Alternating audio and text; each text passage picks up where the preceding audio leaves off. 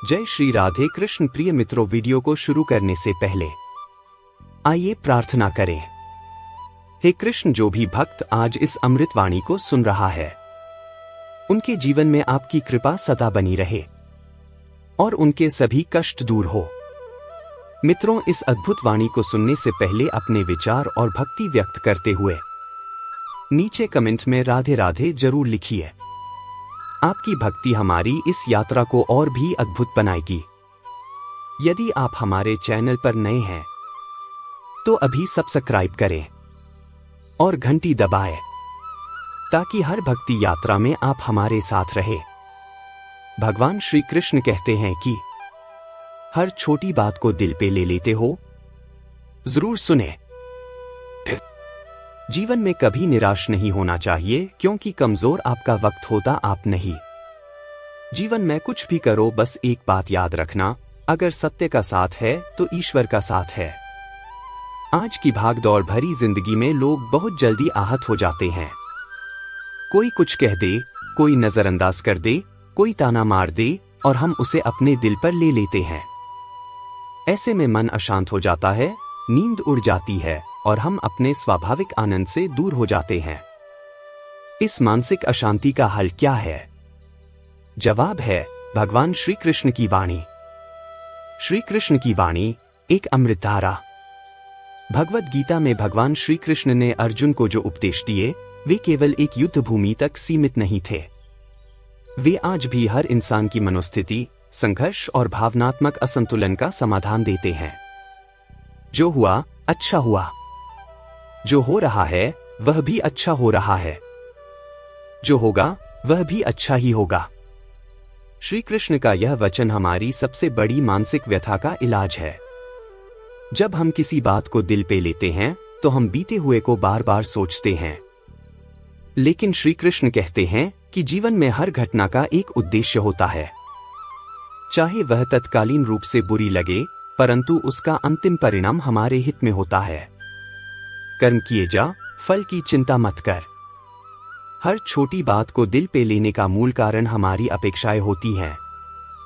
हमें लगता है कि यदि हमने अच्छा किया है तो सामने वाला भी वैसा ही बर्ताव करेगा, पर जब अपेक्षा टूटती है तो हमें चोट पहुंचती है। श्री कृष्ण कहते हैं कि अपना कर्म करो, लेकिन फल पर अधिकार मत जताओ। यदि हम बिना अपेक्षा के कार्य करें तो कोई भी ताना, अपमान या अस्वीकृति हमें आहत नहीं कर सकती। मनुष्य अपने विश्वास से निर्मित होता है। जैसा वह विश्वास करता है वैसा ही बन जाता है। जब हम बार बार नकारात्मक बातों को दिल पर लेते हैं तो हमारा आत्मविश्वास गिरने लगता है। श्री कृष्ण हमें याद दिलाते हैं कि हम जैसा सोचते हैं वैसे ही बनते हैं। यदि हम स्वयं को दुर्बल समझते हैं तो हम वास्तव में दुर्बल हो जाते हैं। यदि हम स्वयं को आत्मबल से परिपूर्ण मानते हैं तो कोई भी नकारात्मकता हमें प्रभावित नहीं कर सकती। शांत चित्त वाला मनुष्य ही स्थायी सुख प्राप्त कर सकता है। शांति केवल बाहर नहीं, भीतर से आती है। जब हम हर बात को दिल से लगाते हैं तो हमारे चित्त में तूफान उठता है। श्री कृष्ण कहते हैं कि यदि तुम सच्चा सुख चाहते हो तो मन को शांत बनाना होगा। इंद्रियों के विषयों का स्मरण बार बार मन को बांधता है। श्री कृष्ण हमें चेतावनी देते हैं कि यदि हम बार बार उन्हीं बातों को सोचते रहेंगे जो हमें दुख देती हैं, तो हम उन्हीं में फंसते रहेंगे। यह चित्त की गुलामी है। हमें चाहिए कि अपने मन को ऊंचे विचारों, भक्ति और सेवा में लगाए। जो दूसरों के गुणों से ईर्ष्या नहीं करता और न अपनी प्रशंसा में मग्न होता है, वही ज्ञानी है।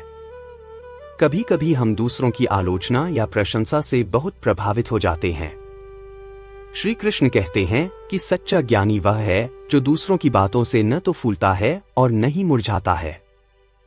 जो सुख और दुख में समान रहता है वही योगी है। श्री कृष्ण का यह वचन मानसिक संतुलन का सबसे गहरा सूत्र है। हम तब ही हर छोटी बात को दिल से लगाते हैं जब हमारा चित्त सुख और दुख के बीच झूलता रहता है। जो व्यक्ति दोनों को समान मानता है वह किसी भी परिस्थिति में स्थिर रहता है। मुझे पूर्ण समर्पण कर, मैं तुझे सभी पापों से मुक्त कर दूंगा। जब हम खुद को श्री कृष्ण के चरणों में समर्पित कर देते हैं तो हमारी भावनात्मक पीड़ा स्वतः समाप्त हो जाती है। हम फिर किसी की बात से दुखी नहीं होते क्योंकि हमारा आधार स्वयं भगवान हो जाते हैं।